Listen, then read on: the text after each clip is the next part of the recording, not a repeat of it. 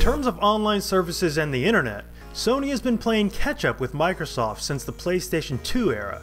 Microsoft led the online charge with the launch of Xbox Live on the original Xbox, setting the bar for what was expected from an online console. The launch of the Xbox 360 cemented Microsoft's offering as the go-to console for multiplayer. I'm here to tell you about a new product. It's inspired by the creative power of the individual and driven by the passion of a worldwide community. And despite the fee associated with playing over the internet on Microsoft's box, Sony just couldn't keep up. The message was clear: free or not, a mediocre service was not going to cut it, and people are willing to pay for quality.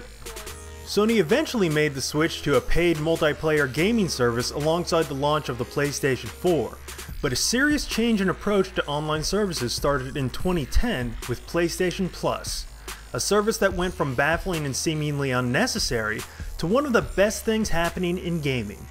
Multiplayer gaming is important, but somewhere along the way, Sony realized that multiplayer is just one piece of an online gaming service's puzzle. How did this happen? Let's take a look back at the evolution of the service and why it's so amazing in 2014. In 2010, Sony announced a paid tier to the PlayStation Network called PlayStation Plus. The PlayStation Plus provides PlayStation Network users with options to expand and enhance their gaming experience. PlayStation Plus subscribers will gain access to an exclusive set of features and content designed specifically for gamers. Online multiplayer would remain free, but PS Plus subscribers would get premium services like background downloads, early access to betas and demos, and access to a different free game download every few weeks in the Instant Game Collection initiative. At about $7 a month, or $50 a year, PlayStation Plus seemed like a hard sell. The bonus premium features weren't too exciting, and the free games on offer were a crapshoot, often comprised of older releases or simply games that few would have ever bought in the first place. The unfortunate list of standout games in 2010 and 2011 include Wipeout HD, Stacking, Sonic the Hedgehog, Streets of Rage 2, Plants vs. Zombies, and Dead Nation. These are some of the best offerings from the first year of the Instant Game Collection. Not too exciting. While not all terrible games, they are not premier console experiences by a long shot, certainly nothing to get people excited. This all changed near the end of 2011 and into early 2012 though. The 2012 Instant Game Collection lineup blew 2011's out of the water with the likes of Far Cry 2, Just Cause 2, Virtua Fighter 5 Final Showdown, Infamous 2, Little Big Planet 2, Borderlands, Payday the Heist, Resident Evil 5 Gold Edition, and BioShock 2. There are a lot of 2s in there, but the quality of the titles is near undeniable. It quickly became hard to deny the value of PlayStation Plus. It went from a service that seemed weird and hard to justify to one that straight up seemed to be almost overly generous.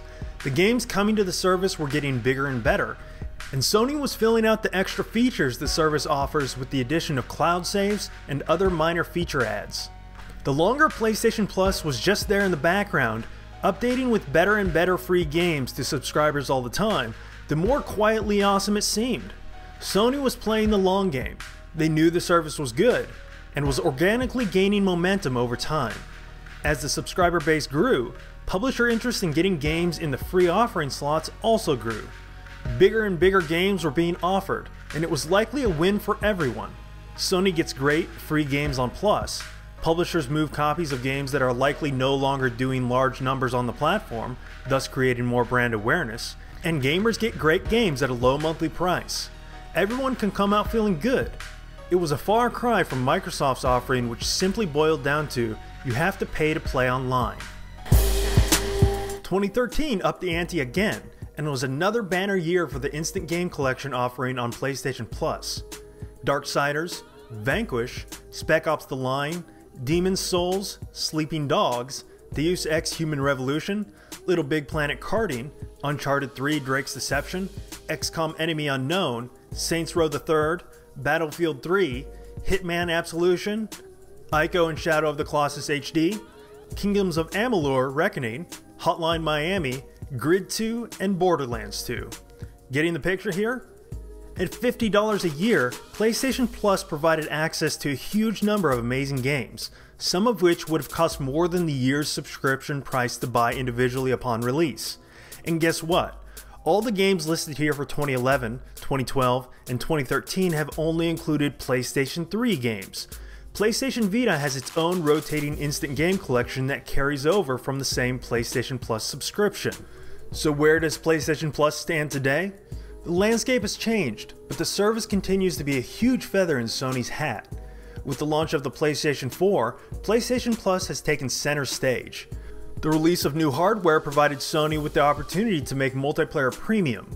Like Xbox Live Gold, multiplayer on PlayStation 4 is no longer free and requires PlayStation Plus. This is certainly not ideal, but also not surprising. The online infrastructure and services on offer for PlayStation 4 are a solid step up from the PlayStation 3. And frankly, PlayStation Plus already feels like a must-have service for all PlayStation owners, so the sting is rather minor.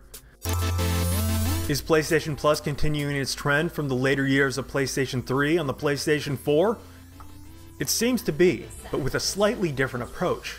So far, since launch in October 2013, free games in the Instant Game Collection include Resogun, Contrast, Don't Starve, Outlast, Dead Nation Apocalypse Edition, Mercenary Kings, and Stick It to the Man. PlayStation Plus on PS4 looks a bit different, and with good reason. Unlike on PlayStation 3, PS4 titles on offer are not older releases. They are smaller indie games. This is inevitable with only a few handfuls of games even available on the system at this point, but the games on offer are brand new. PS Plus on PS4 has morphed into a service that offers brand new, smaller experiences instead of dated, larger ones. And this is exciting. This is a great way for independent developers to get their games out there, and for a more casual console audience to get exposure to some of the smaller experiences gaming has to offer. The back catalog of big games will certainly start to hit PlayStation Plus on PS4 at some point this year, but it's now a new world where it seems that they will be intermingled with brand new smaller releases. And these aren't obscure small games no one has ever heard of. These are known, high-quality indie releases hitting the Instant Game Collection on launch day. Being a PlayStation 4 owner with PS Plus makes approaching console gaming as a service a near viable approach. Pay your $3.99 for the box, add $50 a year for PlayStation Plus, and with a little patience, you will likely be able to experience a huge chunk of the best games on the system over its lifetime.